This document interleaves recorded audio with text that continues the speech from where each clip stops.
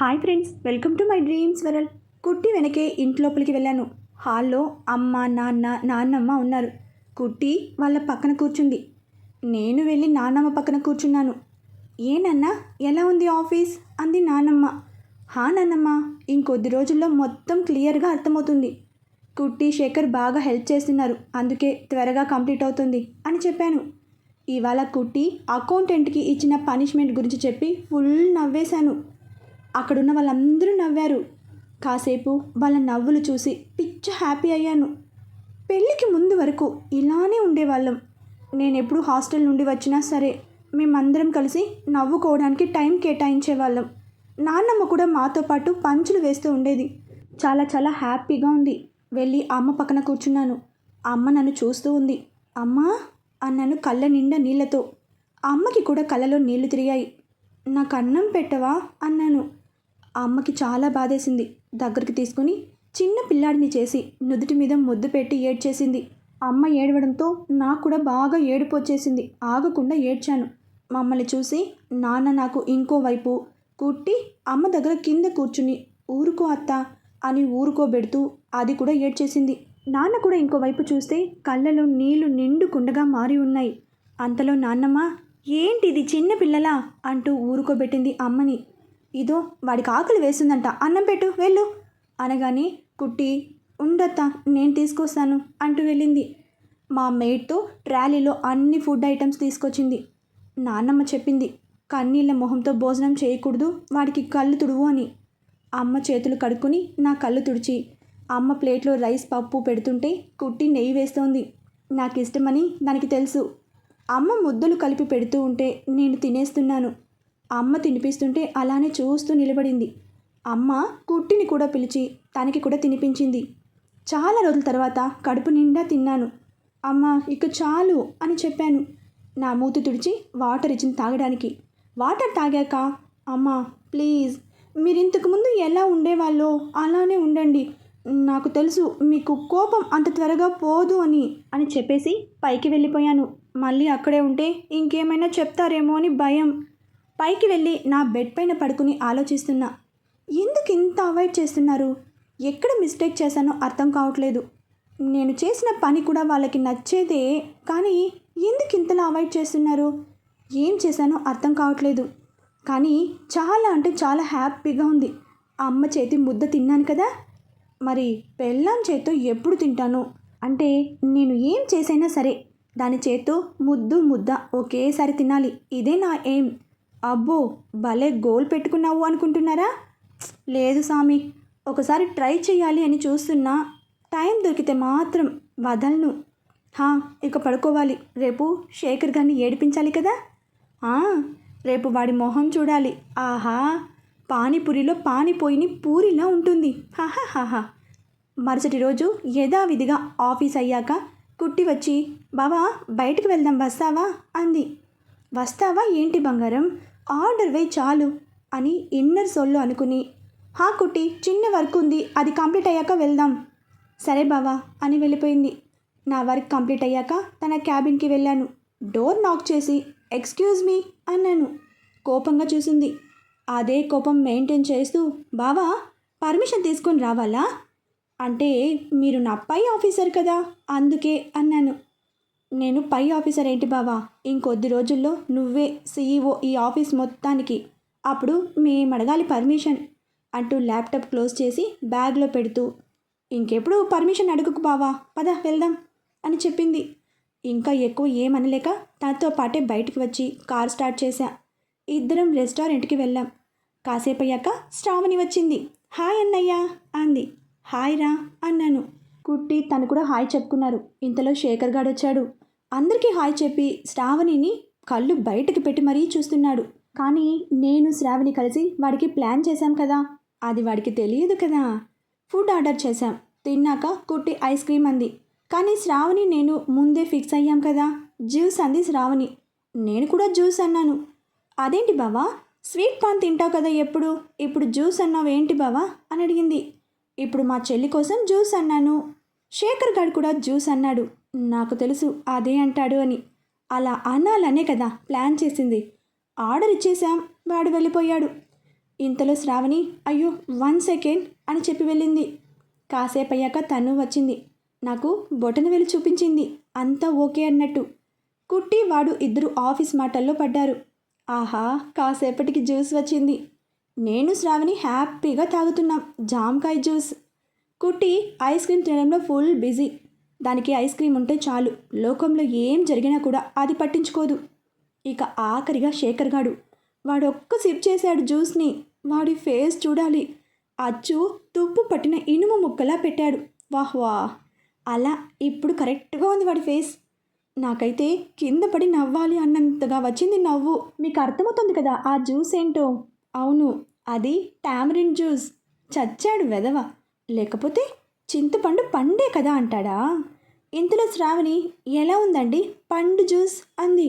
చాలా చాలా బాగుంటుంది శ్రావణి, ఎంతైనా పండు జ్యూస్ కదా అంటూ హైఫై ఇచ్చుకున్నాం. నా బంగారు తల్లి మాత్రం ఇవేవి పట్టనట్టు ఐస్ క్రీమ్ తినడంలో ఫుల్ బిజీ.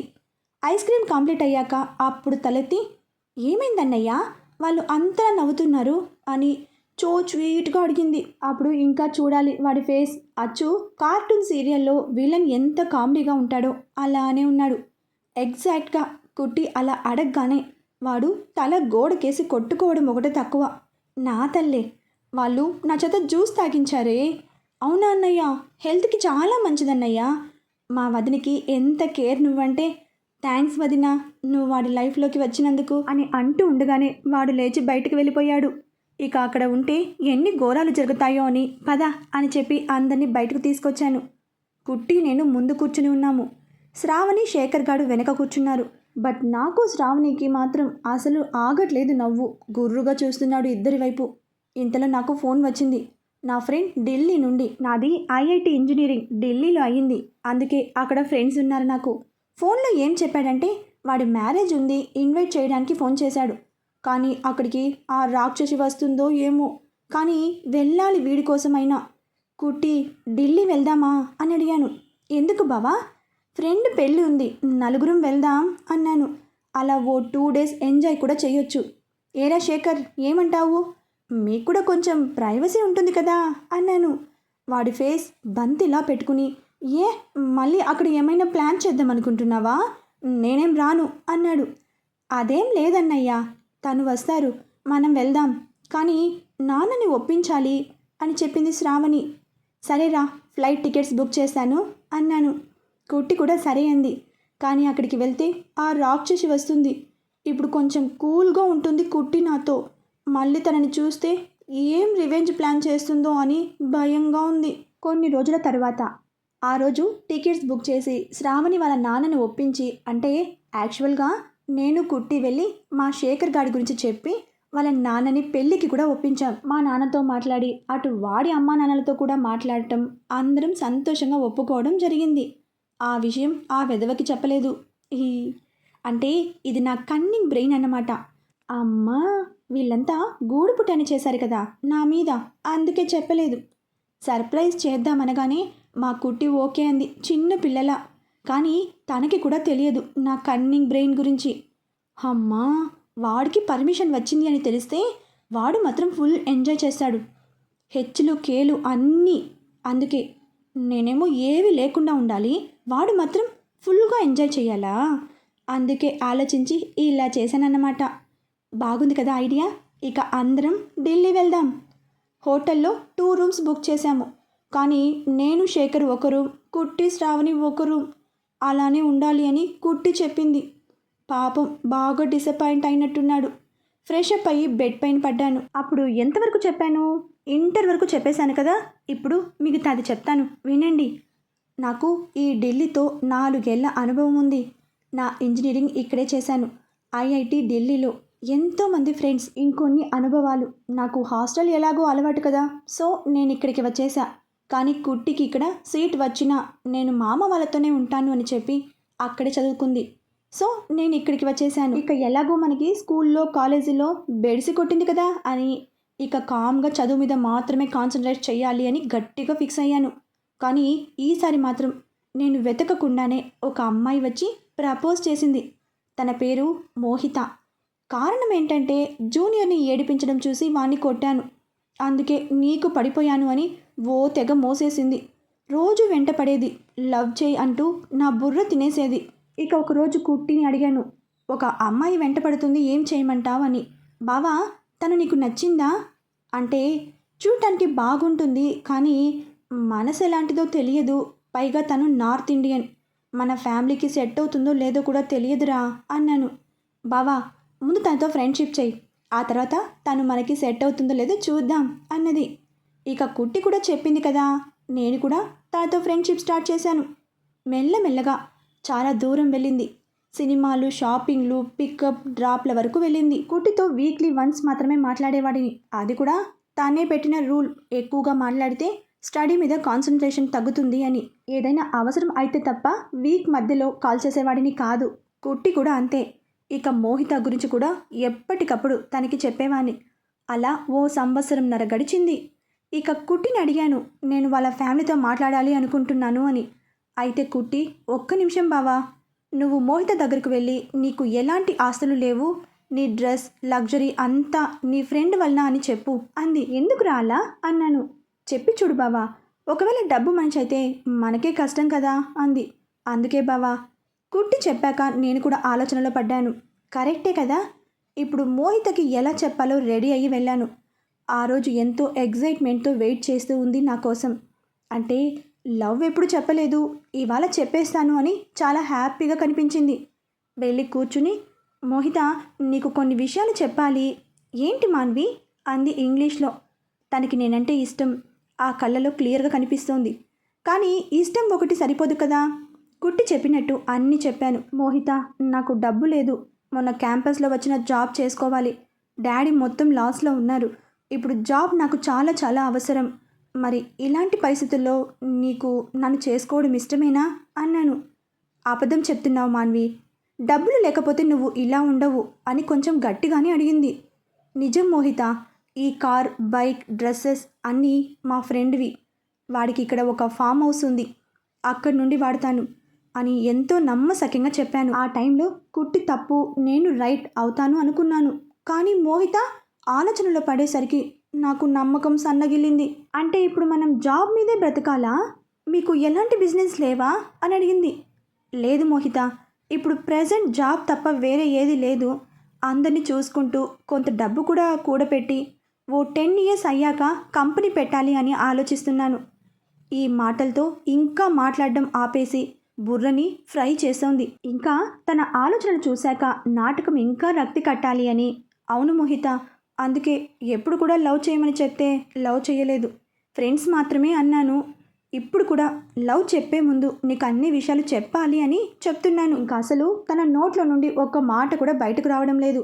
వద్దు మాన్వి అంది డైరెక్ట్గా. నేను షాక్. ఇదేంటి ఇంత డైరెక్ట్గా చెప్పింది? మా డాడీ ఒప్పుకోరు, ఆయన కంపల్సరీ స్టేటస్ చూస్తారు. నేను ఇక అక్కడ ఉండలేక సరే మోహిత అని చెప్పేసి వచ్చేశాను. తనని ఎలాగైనా కన్విన్స్ చెయ్యాలి అనే ఆలోచన కూడా రాలేదు. కుట్టి చెప్పింది కాబట్టి ఈ ఆలోచన వచ్చింది.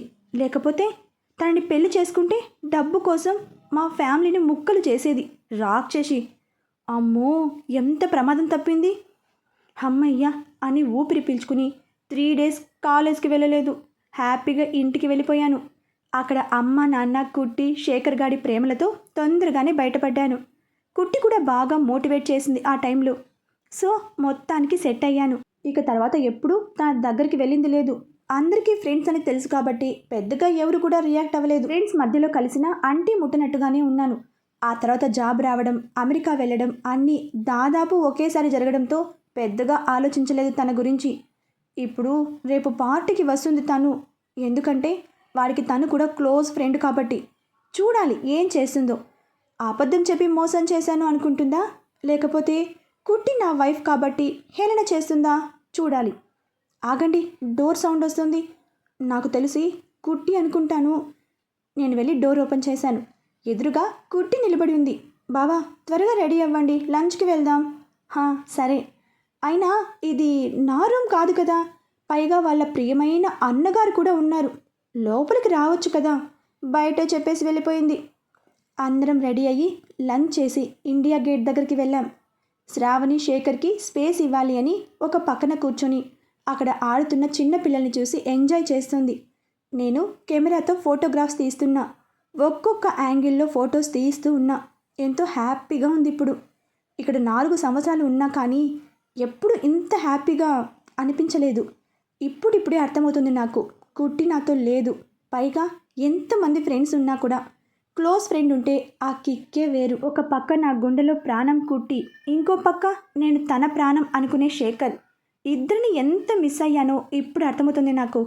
ఇంటికి వెళ్ళినప్పుడు మాత్రమే ఎందుకు హ్యాపీగా ఉండేదో ఇప్పుడు అర్థమవుతోంది. ఇకెప్పుడు కూడా లైఫ్లో వీళ్ళని వదిలి వెళ్ళకూడదు అని డిసైడ్ అయ్యాను.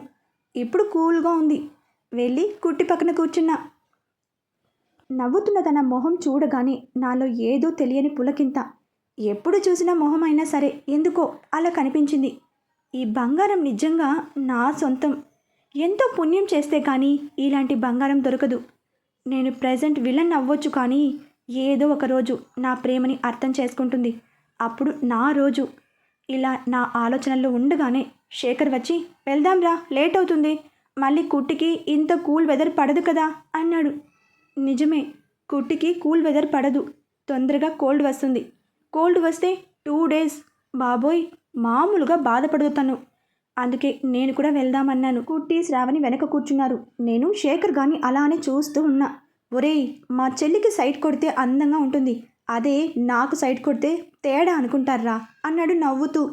ఒరేయ్ నిన్ను, నిజంగా కుట్టికి సొంత అన్న ఉన్నా కూడా నీ అంత జాగ్రత్తగా చూసుకుంటాడో లేదో తెలియదురా అంటూ కుట్టి వైపు చూశాను. ఇద్దరు పడుకున్నారు. థ్యాంక్స్ రా. ఒరేయ్ ఏంట్రా మాటలు, పిచ్చోడా, అది నాకు సొంత చెల్లి కాకపోవడం ఏంటి, అంతకంటే ఎక్కువ. నేను ముందే చెప్పాను శ్రావణికి తర్వాతే నువ్వు అని. నువ్వు నీ వెధవ డైలాగ్స్తో మమ్మల్ని సావగొట్టకు. అయినా బయటకు చెప్పుకుంటేనే ప్రేమ తెలుస్తుందా చెప్పు. ఆ చిట్టి తల్లి లేకపోతే ఈరోజు మా ఫ్యామిలీ మొత్తం రోడ్డు మీద ఉండేవాళ్ళం. అయిన వాళ్ళే మోసం చేస్తే ఎప్పుడో ఒకసారి చెల్లి అన్నందుకు ఈ అన్న జీవితాన్ని నిలబెట్టింది. అంటే అప్పుడు మేము ఇంటర్లో ఉండగా అంకుల్ వాళ్ళు చాలా లాస్ అయ్యారు. ఈవెన్ వాడి ఫీజు కట్టలేని పరిస్థితికి వచ్చారు. అప్పుడు కుట్టిని నాన్నతో మాట్లాడి వాడికి అంకుల్కి హెల్ప్ చేయించి తన ఆస్తిలో 20% వాడికి రాయించింది. కానీ ఇప్పుడు వాడు కుట్టి ఇచ్చిన ఆస్తి కంటే ఎక్కువ సంపాదించి కుట్టికి పుట్టబోయే పిల్లలకి మేనమామగా ఆ గిఫ్ట్ ఇవ్వాలి అని ఎప్పుడో డిసైడ్ అయ్యాడు. ఇప్పుడు అదే పనిలో పడ్డాడు. అందుకే నాకంటే కుట్టి అంటే ఎక్కువ వాడికి. సరే లేరా అన్నాను. వీళ్ళని దింపేసి మనం ఓ చోటుకి వెళ్దాం అన్నాను. ఎక్కడికి? అరే రేపు పార్టీకి మన వాళ్ళు ఎలా వస్తారు, అందుకే ఎప్పుడు కుట్టి కోసం తీసుకునే బొటికి వెళ్ళి డ్రెస్సెస్ తీసుకుందాం అన్నాను. ఇక వాడి కళ్ళు ఫుల్గా మెరిసిపోయాయి. ఒరేయ్ ఆపరా, మరి అంత ఓవర్ ఎగ్జైట్మెంట్ ఆపు. ఎప్పుడు కొనివ్వలేదా అని అడిగాను. లేదురా అన్నాడు బిక్క మొహం వేసుకుని. పాపం వెధవ అనుకుని వీళ్ళని దింపేసి మేము వెళ్ళి కుట్టికి శ్రావణికి మంచి డిజైనర్ లెహంగాస్ తీసుకున్నాం. వాళ్ళకి మరుసటి రోజు సర్ప్రైజ్గా ఇచ్చాము. వాడు శ్రావణిని రూమ్కి పిలిచి ఇచ్చాడు. నేను కుట్టి దగ్గరికి వెళ్ళాను ఇవ్వడానికి. చాలా చాలా హ్యాపీ ఫీల్ అయింది లెహంగా చూసి. బావా ఎన్ని గంటలకి బావా పార్టీ అంది. నేను ఈవినింగ్ 7కి అన్నాను. అంత లేట్ ఎందుకు బావా అని గారంగా అడిగింది. అయ్యో లేడికి లేచిందే పరుగు, కుట్టి ఈవినింగ్ వరకు ఆగు అన్నాను నవ్వుతూ. సరే బావా అంటూ కొంచెం బాధ కొంచెం ఆనందం కలిసి మిక్స్డ్ ఎక్స్ప్రెషన్తో ఆ మూమెంట్లో గిఫ్ట్ ఇచ్చేయాలి అనిపించింది. కానీ ఇచ్చానంటే ఇంకేమైనా ఉందా, అందుకే కుట్టితో పాటు నేను కూడా ఈవినింగ్ వరకు వెయిట్ చేయాలి అని, టైం ముందుకు వెళ్ళదు అని తెలిసి కుట్టి ఇక్కడ దగ్గరలో ఉన్న ఫేమస్ బిర్లా మందిర్కి వెళ్దాం, రెడీ అవ్వండి అని చెప్పి ఫాస్ట్గా బయటకు వచ్చి డోర్ కొట్టాను. అమ్మో లేట్ అయితే నా కన్నింగ్ ఐడియాలు వేస్ట్ అయిపోతాయి కదా. అందుకు అమ్మయ్య డోర్ ఓపెన్ చేశాక నాకు కావలసిన ఎక్స్ప్రెషన్ వచ్చింది. పాపం బిడ్డకి ఛాన్స్ మిస్ అయింది. కాదు అయ్యేలా చేశాను. టెంపుల్కి వెళ్ళి వచ్చాక మంచిగా చిన్న న్యాప్ వేసి ఈవినింగ్ రెడీ అయ్యాం పార్టీకి. నేను high quality linen shirt branded jeans వేసుకుని రెడీ అయ్యాను. కుట్టి లెహంగాలో అందాల చందమామల ఆరవిరిసిన మందారంలా విచ్చుకున్న ముద్ద బంతిలా ఎంతో అందంగా ఉంది. చూడగానే అబ్బా ఇందాక ఇవ్వాలి అనుకున్న గిఫ్ట్ ఇవ్వాలి అనిపించింది. శేఖర్ గాడి పరిస్థితి ఇంచుమించు నాలానే ఉంది. అలా చూస్తూ ఉండిపోయాడు. ఒరే డైనోసార్లు దూరుతాయిరా, ముందు ఆ నోరు మూసేయ్ అని వాడి చెవిలో అనగానే నోరు మూసుకుని కామ్గా వెళ్ళి డ్రైవింగ్ సీట్లో కూర్చున్నాడు. నేను కుట్టి వెనక కూర్చున్నాం. పార్టీ ప్లేస్కి వెళ్ళిపోయాం. High level function hall. Arrangements చాలా బాగున్నాయి. నేను ఎవరిని చూడకూడదు అనుకున్నానో తనే కనిపించింది ముందు. కుట్టిని చూస్తే ఎంత సంతోషంగా ఉందో, ఆ రాక్షసిని చూడగానే అంతే కోపంగా ఉంది. ఆ రాక్షసిని చూసి కూడా చూడకుండా తప్పించుకుని వెళ్ళిపోయి మా ఫ్రెండ్ని కలిసి గిఫ్ట్ ఇచ్చేసి అందరం కిందికి వచ్చేసాం. అక్కడ రౌండ్ టేబుల్ దగ్గర కూర్చున్నాం. ఇంకా ఇద్దరు మా ఫ్రెండ్స్ కూడా జాయిన్ అయ్యారు. వాళ్ళకి కుట్టిని, శేఖర్, శ్రావణిలని పరిచయం చేసి మాట్లాడుతూ ఉన్నాం. అప్పుడు వచ్చింది మోహిత మా దగ్గరికి. హౌ ఆర్ యు మాన్వి అంటూ గారంగా అడిగింది. నేను ఎలా ఉంటే నీకెందుకు అన్నాను కొంచెం కోపంగానే. బావా ఏంటిది, నువ్వు ఇలా కూడా మాట్లాడతావా అని కోపం, ఆశ్చర్యం కలిగిన గొంతుతో. కొందరితో అలానే మాట్లాడాలి అన్నాను కొంచెం అసహనంగా. కుట్టి వెళ్దాం పదా. కొందరికి డబ్బు మదం ఎక్కిన వాళ్ళకి ఎంత దూరంగా ఉంటే అంత మంచిది అంటూ చెయ్యి పట్టుకుని లాక్కెళ్ళాను. అందరం డిన్నర్ చేసేసి వెళ్దామని చూసేసరికి కుట్టి కనిపించలేదు. చాలా వెతికాను.